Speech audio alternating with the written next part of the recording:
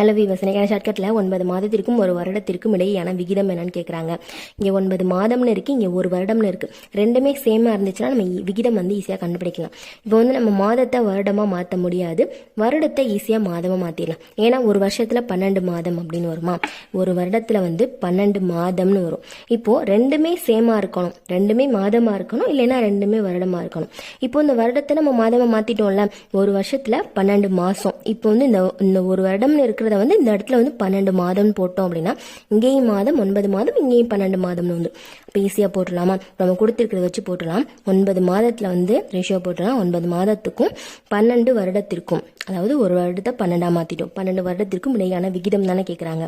இப்போ இங்கே ரேஷியோ இருக்கிறனால நம்ம அதை 9/12 அப்படின்னு போட்டுக்கலாம். இப்போ இதை ஷார்ட் பண்ணுவோமா, 3 3s are 9 வரும், 4 3s are 12 வரும். இப்போ 3/4 அப்படின்னு இருக்கு. இதை நம்ம எப்படி மாற்றிக்கலாம் அப்படின்னா 3:4 அப்படின்னு சொல்லி மாற்றிக்கலாம். அவ்வளோதான், இதுக்கான விகிதம் கண்டுபிடிச்சாச்சு.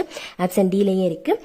அவ்வளோதான், ரெண்டுமே சேமாக இருந்துச்சு அப்படின்னா நம்ம ஈஸியாக விகிதம் கண்டுபிடிச்சிடலாம். அப்படி இல்லைன்னா நம்ம மாற்றிட்டு சேமாக மாற்றிட்டு ஆன்சர் கண்டுபிடிக்கணும். அவ்வளோதான். நெக்ஸ்ட் வீடியோவில் வேற ஒரு ஷார்ட்கட் பார்க்கலாம். தேங்க்யூ.